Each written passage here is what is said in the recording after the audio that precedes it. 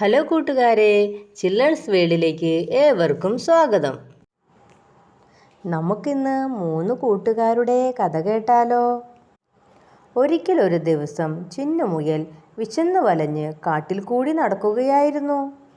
വിശന്നിട്ട് വയ്യ, ഇന്നൊന്നും കഴിക്കാൻ കിട്ടിയില്ലല്ലോ, ചിന്നുമുയൽ പറഞ്ഞു.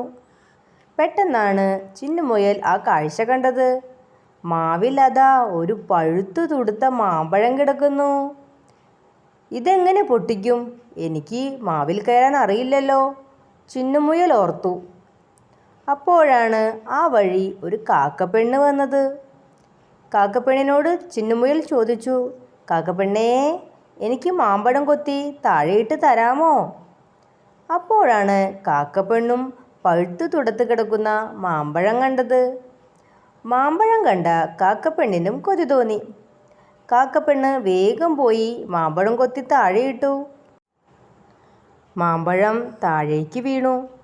താഴേക്ക് വീണതാകട്ടെ ഉറങ്ങിക്കിടക്കുന്ന മുള്ളൻ പന്നിച്ചേട്ടൻ്റെ മുതുകിൽ.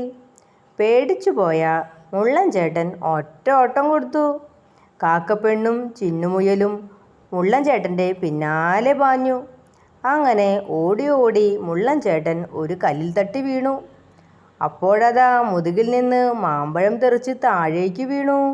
അപ്പോഴാണ് മുള്ളൻ പന്നിക്ക് കാര്യം മനസ്സിലായത്, തൻ്റെ മുതുകിൽ വീണത് ഒരു മാമ്പഴമായിരുന്നു എന്ന്.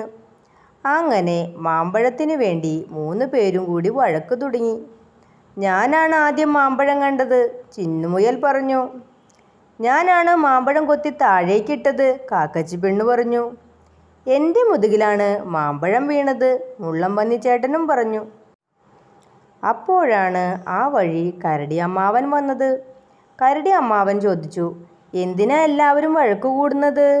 കരടി അമ്മാവനോട് 3 പേരും കൂടി കാര്യം പറഞ്ഞു. കരടി അമ്മാവൻ എന്തു ചെയ്തെന്നോ? മാമ്പഴം എടുത്ത് മുറിച്ച് പങ്കിട്ട് 3 പേർക്കും കൂടി കൊടുത്തു. അങ്ങനെ എല്ലാവർക്കും സന്തോഷമായി. അങ്ങനെ അവർ കൂട്ടുകാരായി ആ കാട്ടിൽ താമസിച്ചു.